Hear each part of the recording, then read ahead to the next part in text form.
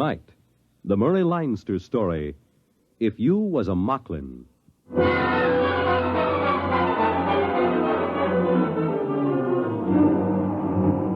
Up to the last minute, I can't imagine that Moklin is going to be the first planet that humans get off of. Moving fast, breathing hard, and sweating copious. There isn't any reason for it. Everything was all quiet at the trading post.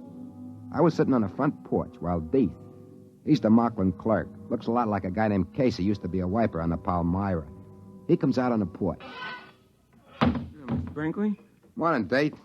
How's business? Not so good. There were a few wood Moklins in this morning. Yeah, I saw him. Kind of nice looking. Those big saucer eyes. Hey, what makes the noses wiggle like rabbits? I don't know, sir. I'm not a woods Moklin. Oh, sure. No offense. They buy much? No, they didn't. They said the prices were too high. Oh. Yeah, they said they can get the same goods at the other trading post for half price. Yeah, it's kind of hard to run a nice little monopoly for the company with another trading post opening up at half price. What is it, sir? Look at that little kid playing in the mud. You mean the Moklin kid? It's my cousin's niece. I can't get over those little kids with the droopy mustaches like old man Bland. I gotta laugh every time. Well, I understand. But you see, Moklins are getting much more human every day. Hey, look at that. There go the trees on the landing field. Yeah, but the relief ship isn't due for a month. I never knew those trees to get up and walk away if there wasn't a ship due in. Yeah, there goes old Sally pulling up her roots. Well, this can't be any routine ship. I wish Brooks was back from the hills.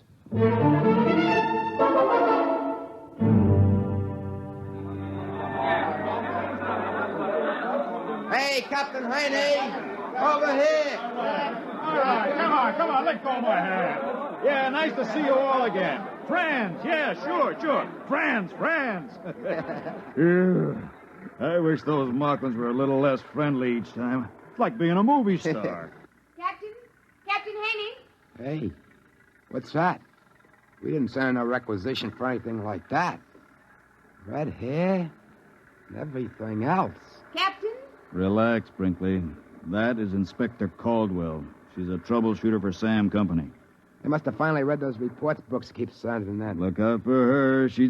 Good morning, Miss Caldwell. Inspector Caldwell, please. This is Joe Brinkley. He's the assistant manager of the company post. Where's Brooks? He's up in the mountains, ma'am. We should have been here. I'm on Moklin to check into this matter of a competitive trading post. Who's back of it? The company is supposed to have exclusive trading rights. Brooks is trying to find out. The Moklins around the place always say the humans are off somewhere hunting or something. We've never seen them. They take the lady's luggage. Yes, sir. It's a pleasure. Oh, he looks a little familiar, your clerk. He's a Moklin. But he looks a lot like a man used to be a wiper on the Palmyra, Casey. I think he's on the Aldebaran run now. Please conduct me to the trading post. That afternoon, Brooks come down out of the hills with a bunch of woods Moklins that were guiding him. I took Inspector Caldwell over to meet him, and he gets one look at her red hair and other equipment, and he stops short. Hey, what's this? She Moklin? I beg your pardon. This is Inspector Caldwell. She come in on the Palmyra today. This is Brooks, the head trader. Well, am I glad to see you. I guess they finally read my reports in sector headquarters. You've come to check my request that the planet be abandoned? Not at all. Moklin has great potentialities. Friendly natives. Trade should continue and increase. But I explained. All I'm interested in is why you allowed a competitive post to be established in our exclusive territory. My reports cover that. Haven't you read them? Of course not. I was given a briefing on the situation here and told to correct it. Well, now, let's get to it. Do they cut prices? 50%. Yeah, but lots of Moklins still trade with us, just out of friendship. They're real friendly, these Moklins. Now, I'd like to know just... Excuse me, Mr. Brinkley. What is it, Deke? A girl just brought you a compliment. Oh? Well, now send her in and get a present for her. Yes, sir. 50%. Well, if they want a trade war, we'll give it to them. We can cut prices if we have to. We have all the resources of the company behind My us. dear Miss Caldwell, if you'd read any of my... Inspector Caldwell. Here she is, Mr. Brinkley. Compliments, sir. Compliments. Wow. Let's see him. He's asleep. Well, look at that. Ears like mine. The same bashed-in nose and everything. what do you know? Gitchy.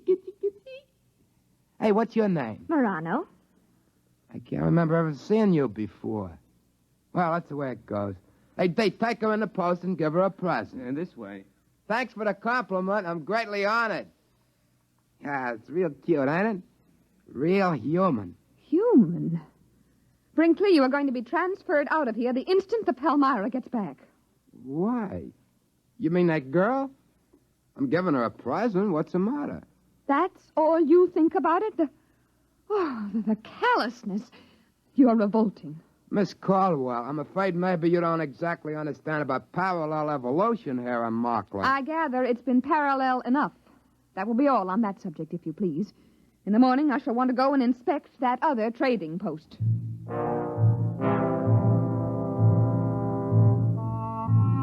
We set out for the trading post the next day. Brooks stayed behind on account of he was peeved that she hadn't read his report. Anyway, she was cute as the bug, and he resented anyone with a figure like that in authority over him, especially without reading his report. I tried to explain to Miss Caldwell that we just couldn't go in and rip up the opposition post. Why not? They're poaching. Moklins imitate humans. Now, if we start trouble, they'll start it too. Anything. Mayhem, murder, theft, bigamy. Bigamy? You're worried about that? Listen, Miss Caldwell, you've got to understand about Moklin evolution. I'm not interested. Here, wait a minute. Now, this is a nest bush, see? There's about a dozen nests on it. Now, only about 2 of them are ripe. Look. Oh, there's a bird. Yeah, that's what I'm trying to tell you. Now, see, the bush grows nests for the cacklebird, and the bird, well, fertilizes around the bush. It's even Steven. See, that's the way evolution works on Moklin, like we were trying to tell you. Mr. Brinkley, I am not interested in learning about the birds and the bees on Moklin or any other planet from you. Now, let's get on to that trading post. Naturally, when we got there was only a couple of Moklins hanging around. They told us the same story about the humans having gone off somewhere hunting donderflies. When we got back to the company post, Inspector Caldwell, furious as a wet cacklebird, marched right into Brooks. I have just ordered a price cut on all items on sale by 75%. I've also ordered unlimited credit for Moklin customers. They want a trade war over there? I'll give it to them. But you don't understand. There's a whole planet where they could have put another trading post without being discovered. Why put it so close to us? That furnishes them with a ready-made market for human trade goods. And it furnished them with Moklins trained to be interpreters and clerks. And it furnished them with a Moklin head clerk, who is a very handsome young man, Mr. Brooks.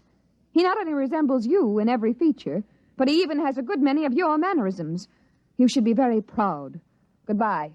That's funny. Like me, huh? That's right. Spitting image.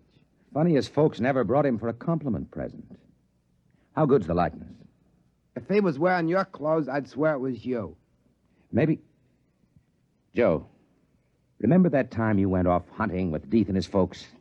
Yeah, sure. We were after donderflies. We caught about 6 of them. You were wearing Moklin clothes, weren't you? Oh, you know how they are. You're insulted if you don't. Listen, did you come back after one day for tobacco and a bath? No.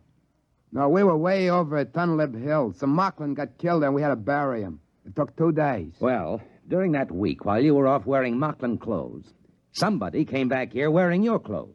He got some tobacco and went out again. He looked just like you, Joe. Exactly. Nobody suspected it wasn't you. Why should he want to do that? He might have been checking to see if he could fool me. Oh, that's a situation, ain't it? I haven't mentioned it before, but I've been guessing it's something like this. Moklins like to be human, and they have kids that look human. Look at the difference between Deeth and a woods Moklin. Well, maybe they can want to be smart like humans. And pretty soon they are, or their kids are. That rival trading post. You figure there aren't any humans running it. They're practicing with that. You mean they might figure to get rid of us and have a couple of Moklins take our place? I don't believe that. Moklins like humans. They wouldn't harm humans for anything. They like to be just like them. Listen, Joe. Miss Caldwell is the first human woman on Moklin, isn't she? Yeah? Why? And she's got red hair. The first woman the Moklins see, and with red hair. You know how Moklins admire humans. With luck, it ought to turn up soon. Boy, she's going to take it hard if it does. Women hate to be wrong. But it's about our only chance. Listen, Joe, we've got to have some check between us. What for? Well, if there's a Moklin that looks like me and one that looks like you, we better have a signal. Look, I'll cough twice, like this. And you whistle back. That way we'll know it's us. Okay. Try it. Good, good. That way we'll know we're us.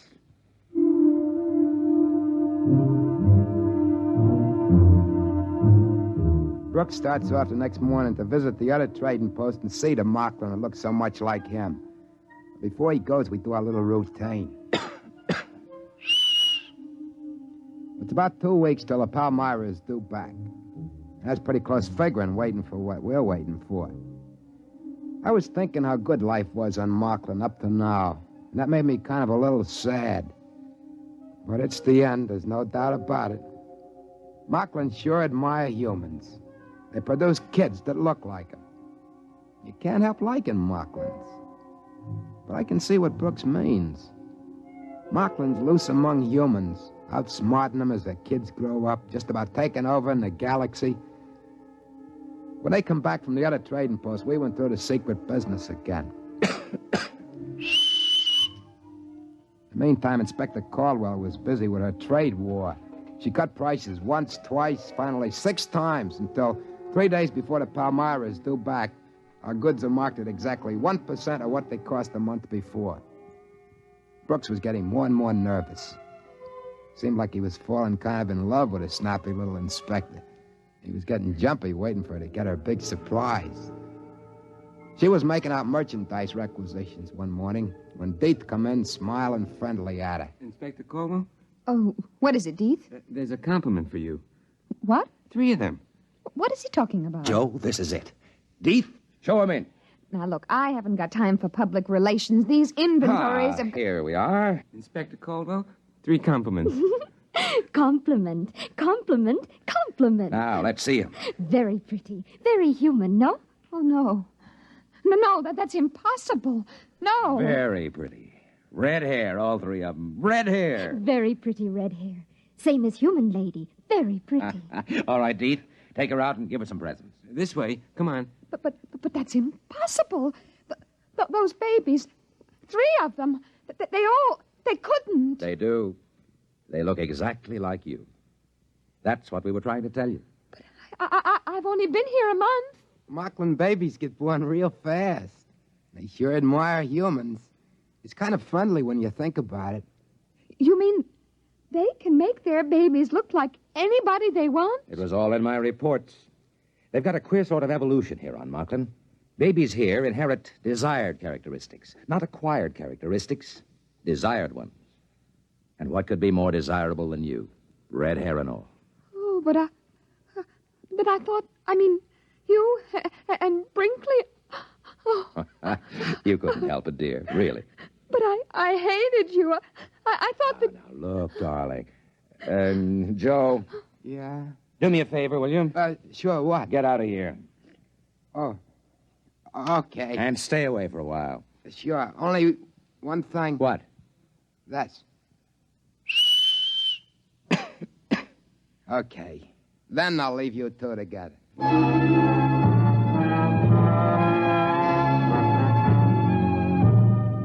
About 2 days later, the Palmyra boomed down out of the sky. We were all packed up waiting on the field when the trees finished getting out of the way. I kept thinking, no matter what, Moklin sure are friendly. They sure do admire humans. I could see them crew members with Liberty heading off from the field with a whole gang of laughing, singing Moklins following each one of them. After a while, Cap Haney came over on a freight truck. It's a pleasure, I tell you, to see these Moklins. I just came here from Welch's planet. The natives there are suspicious, unfriendly, and if you're not watching, they'll steal your gold teeth. But Moklin... Captain Haney, don't give orders to unload your cargo. What do you mean? We are abandoning the post. What? We are leaving Moklin completely. Sam Company pulling out when there's still a mill credit to be made? I don't believe it. I have authority to order the move, and Mr. Brooks has convinced me of the necessity for it. Now, Inspector, I know the company doesn't like to give in to competition. There isn't any competition. Well, I thought... Miss Caldwell's right. That other trading post is purely a Moklin enterprise.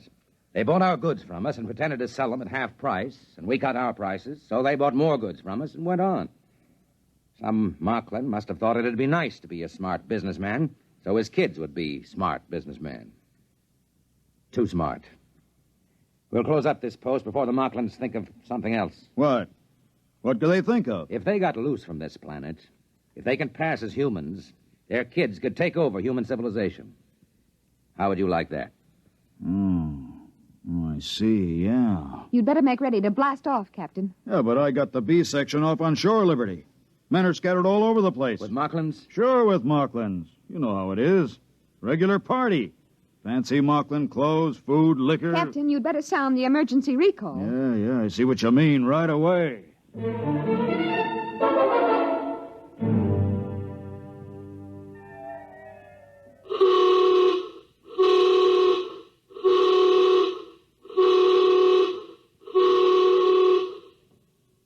Well, that accounts for all but about 5 of them. They're coming across the field now. Keep that line straight for the hatch.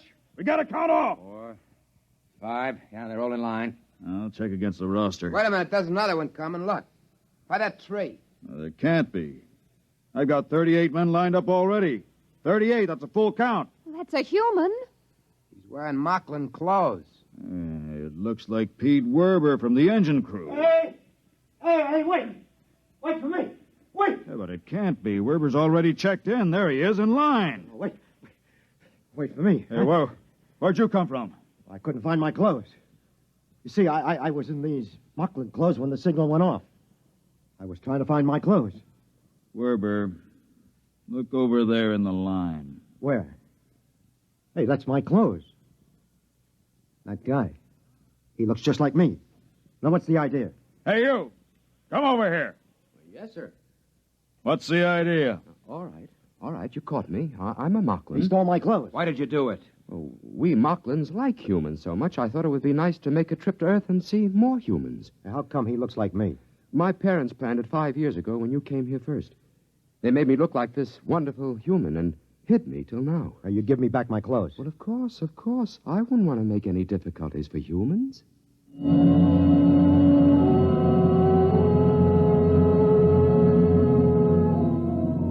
He took it as a joke on him. He talked English as good as anybody. It was hard to tell which was the Moklin and which the human guy. So we let him keep the human uniform, and he was very grateful. We took off after that, and the Moklin stood around and laughed and waved and threw flowers as we closed the hatches. Pretty soon the Palmyra was pushing up through the atmosphere.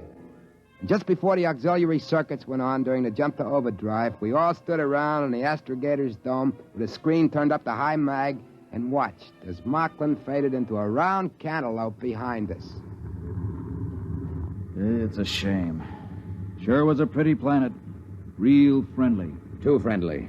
I still have the shivers, thinking we almost took a Moklin off with us. The other crew had been on Moklin long enough to have a double. 5 years is a safety margin. Takes them that long to grow up. We were lucky, huh, Joe? Huh? What? I said we were lucky. Yeah. We sure are.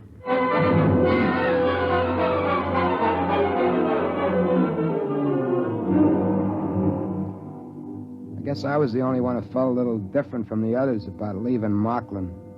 I mean, Moklin's are swell folks, and it seemed a shame. There'll be an order out that no human ship is allowed to land on Moklin. But I was thinking, I'll save my money, and those compliments, those 3 little kids that look just like Inspector Caldwell, in about 5 years they'll be grown. And I'll buy me a little private ship and shove off for Moklin again. And I'll pick me one of those 3 red-headed gals and marry her Moklin style and bring her out to a human colony planet. We'll have kids with brains, top-level brains. That's easy. If she wants it, that's the way the kids will be born. They'll have to bring other Moklins out, too, and start them passing for humans. My kids are going to need other Moklins to marry, aren't they? It's not that I don't like humans. I do. If the fellow I look like, Joe Brinkley, hadn't gotten killed accidental on that hunting trip, I never would have thought of taking his place and being Joe Brinkley. That's what I was thinking when Brooks suddenly got an idea. Wait a minute. Joe, you and I were on Moklin more than 5 years. Yeah? So? One thing.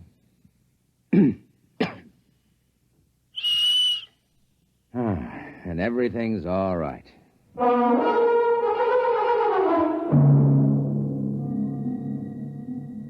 I mean, you can't blame me for wanting to live among humans, can you? Wouldn't you, if you was a Moklin,